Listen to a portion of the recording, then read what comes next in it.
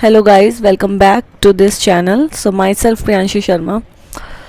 So UPPSC staff nurse sister grade 2 की जो joining है उसके बारे में आज हम कुछ बात करने वाले हैं कि क्या है, क्या सीन है, क्या कब तक ज्वाइनिंग की आ सकती है और कोर्ट का जो सीन चल रहा है उसके बारे में भी हम अच्छे से खुल के बात करेंगे। तो जो कोर्ट का है ये हर वैकेंसी पे लगता है। यूपी में आपको बहुत आदी होंगे जिसने एग्ज़ाम्स दे रखे होंगे या फिर आप यूपी से बिलोंग करते हैं कि हर भर्ती पर, हर वैकेंसी पर कुछ ना कुछ चीज़ें होती रहती हैं। That is normal for UPs people. So इसका मतलब ये है कि कहने का ये है कि हर किसी के पास राइट है अपनी चीज़ों को जानने का, अपनी चीज़ों को समझने का, अपनी चीज़ों को अपने तरीके से करने का। ठीक है, तो आप कोर्ट में याचिका दायर करते हैं, ठीक है, उस चीज़ के रिगार्डिंग जानने के लिए, but it doesn't make sense कि आपकी वजह से या आपके वो कोर्ट देखता है। कहने का मतलब ये है कि क्या ठीक है, क्या ठीक नहीं है। ठीक है, और इतने सारे बच्चे हैं और सिर्फ 2-3, 10, 5, 100, मैं कहती हूँ 100 लोग होंगे उसके कोर्ट केस में, तो आप 100 हैं और तुम लोग कितने हो? तुम लोग 3000 हो। तो इतना तो तुम में होना चाहिए कि तुम 3000 हो और तुम अपनी मेहनत से तुमने ये चीज़ हासिल की है, तुमने अपनी मेहनत से इस चीज़ को पाया है, अपने दिन रात एक करके, पढ़ाई करके। ठीक है, किसी इवेंट में, फंक्शन में ना जाके उसकी जगह आपने पढ़ाई की है। ठीक है, तो हो कहने का ये है कि आप इतनी जल्दी हार नहीं मान सकते हो और हार मानने की ज़रूरत भी नहीं है। हर वैकेंसी पे कोर्ट केस लगता है, हर वैकेंसी पे बहुत सारे बच्चे ऑब्जेक्शन फॉर्म डालते हैं, तो उससे कोई फ़र्क नहीं पड़ता है। कोर्ट वो अपने आप सुलझाता है, तुम्हारी ज्वाइनिंग भी हो जाएगी और कोर्ट केस चलता रहता है। ऐसे भी बहुत सारी चीज़ें होती हैं, जैसे कि अभी एम्स में भी चल रहा था कि दिल्ली एम्स में किसी बच्चों ने केस वेस डाला हुआ है और उनकी ज्वाइनिंग भी हो गई है। तो क्योंकि सरकार भी बेवकूफ़ नहीं है कि डीवी के बाद, रिजल्ट के बाद, कट ऑफ के बाद तुम्हारी चीज़ों को वो कैंसिल आउट करे। ठीक है, तो ये सब चीज़ें बहुत सोचने वाली हैं। और जो लोक सेवा आयोग में यूपीपीएससी स्टाफ नर्स की जिसने डीवी की है, वेरीफायर जो हैं और जो लोग वहाँ पे कार्यरत हैं, ठीक है, वो भी बेवकूफ़ नहीं है कि वो किसी भी बच्चे को हटाएंगे। उनकी कोई किसी से पर्सनल दुश्मनी तो नहीं है। देखो, ठीक है, कि आपके मार्क्स भी ज़्यादा हैं और आपका ये भी है और तो आपको रिजल्ट में भी ना लेंगे और आपका एक्सपीरियंस भी काउंट नहीं करेंगे। सो एक्सपीरियंस के भी चक्कर में बहुत सारी चीज़ें होती हैं कि कहीं साइन नहीं है सीएमओ के और किसी के 3 साल कंप्लीट होने वाले हैं सपोज, लेकिन उसके 2 महीने रह गए हैं, 1 दिन भी रह गया, तो वो काउंट होगा सिर्फ 2 साल ही। 3 साल काउंट नहीं हो सकता वो कभी भी, ज़िंदगी में भी नहीं। ठीक है, तो बहुत सारे लोग हैं बहुत फालतू की अफवाहें फैलाते हैं। आपको उन अफवाहों से बिल्कुल भी चिंतित नहीं होना है। डोंट वरी, कुछ नहीं होगा, सब अच्छा होगा। Just focus on positivity, not on negativity, ये मेरा मेन पॉइंट है। ठीक है, और दूसरी बात ये है कि टेंशन सबको होती है, yes I accept it, but उस टेंशन को लेने से कुछ होगा भी नहीं। आपने जो किया, आपका काम था आपका एग्ज़ाम देना, आपका नंबर आ गया, ठीक है, और ये बाद का काम है कि क्या होता है क्या नहीं होता, but I am damn sure कि जो होगा अच्छा ही होगा और जो होगा वो सबको पता ही है क्या होगा। कुछ नहीं होने वाला है उस केस का। अगर उसके नंबर भी आते हैं तो देखो वो लड़की भी बेवकूफ़ नहीं है, वो भी चाहती है कि उसका सिलेक्शन हो। ठीक है, तो कोर्ट क्या बोलेगा उनको कि भाई तुमसे ये मिस्टेक हुई है, अपने इस मिस्टेक को आगे से नहीं करोगे आप और इस लड़की को आप सीट दो।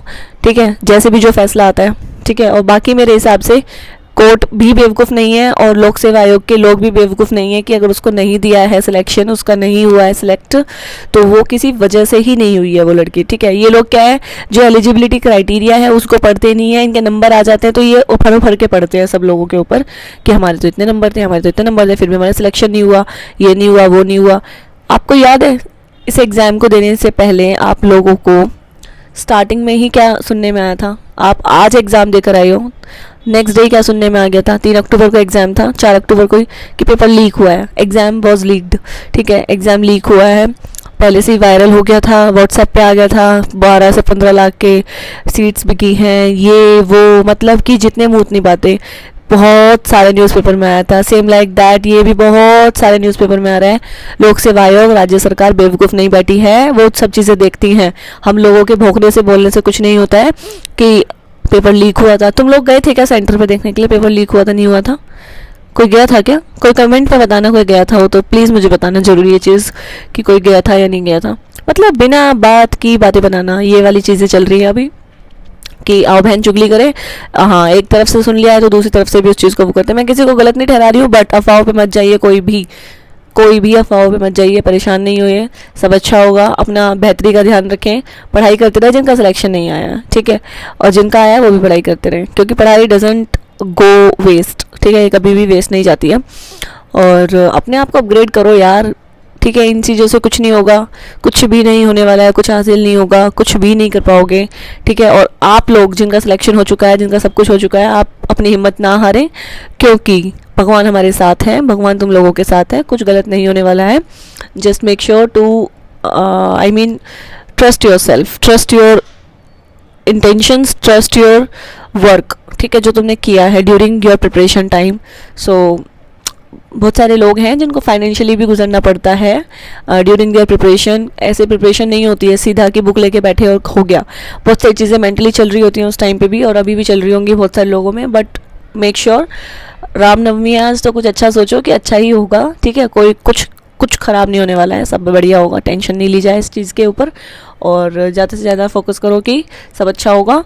और यार डरना नहीं है, एट लास्ट मैं यही बोलना चाहूँगी कि डरना बिल्कुल नहीं है। वैसे भी सरकार बोल चुकी है कि 100 दिन के अंदर अंदर भर्ती कंप्लीट की जाए ड्यूरिंग, मतलब फ्रॉम द रिजल्ट की डेट से लास्ट जो 3 महीने मिलते हैं, मतलब दैट इज़ 90 डेज़ हो गया, समथिंग अराउंड 100 डेज़। तो उन दिनों के बीच में आपकी ज्वाइनिंग प्रक्रिया संपन्न हो जानी चाहिए, शुरुआत नहीं, संपन्न हो जानी चाहिए, ठीक है। तो डीवी हुआ है वो किसी चीज़ को दिखाने के लिए थोड़ी हुआ है, वो किस चीज़ के लिए हुआ है, प्रोसीड करने के लिए ज्वाइनिंग को, ठीक है। 28 जनवरी का वो केस डाला हुआ है मैडम जी ने, 28 जनवरी को तो बहुत सारे लोगों की डीवी हुई है, ठीक है, 31 जनवरी तक डीवी हुई है। उसके बाद उन्होंने 2 महीने का टाइम दिया, मार्च का 31 मार्च तक का कंप्लीट हुआ है, 1 तारीख को उन्होंने रिजल्ट डाल दिया है। तो मतलब क्यों, किस वजह से परेशान हो आप लोग, किस वजह से परेशान हो, ठीक है। तो परेशान होने की बिल्कुल भी कोई ज़रूरत नहीं है। अगर कुछ फ्रॉडनेस होता तो वो लोग कट ऑफ भी कभी नहीं डालते, ये चीज़ भी ध्यान रखो, कभी भी नहीं डालते, कभी भी नहीं डालते। और फ्रॉड क्यों होंगे, उन लोगों को अपनी नौकरियां नहीं बचानी है। तुम लोग जब स्टाफ नर्स की पोस्ट पे पहुंच जाओगे तो तुम क्या किसी स्टाफ नर्स को लगवा सकते हो क्या? नहीं लगवा सकते। क्यों? उनके हार्डवर्क और उनके जो भी उन्होंने किया है एग्जाम में, उनके बलबूते पे वो आदमी आ सकता है, ठीक है, तुम नहीं लगवा सकते। तो as same as it is वो लोग भी हैं जो वेरीफायर हैं भाई, उनको भी अपनी नौकरी की बहुत टेंशन है, वो भी प्रधानमंत्री के बेटे थोड़ी हैं, ठीक है। तो प्लीज़ टेंशन ना लें कोई भी, और सब एकजुट रहें, जिनका सिलेक्शन हुआ है सब एकजुट रहें, एक दूसरे की हिम्मत बांधें, नेगेटिविटी ग्रुप्स में ना फैलाएं, बिना बात के अफवाहें फैलाते हैं, ये न्यूज़ कटिंग में आ गया, ये आ गया, वो बच्चे ऐसे बोल रहे हैं, वो ऐसे बोल रहे हैं, हम ये करेंगे वो करेंगे। तुम लोग नहीं हो क्या यार? तुम लोग भी तो हो, तो प्लीज़ टेंशन नहीं लेनी है। This is it for this video, और प्लीज़ कमेंट कर देना, शेयर कर दो वीडियो को।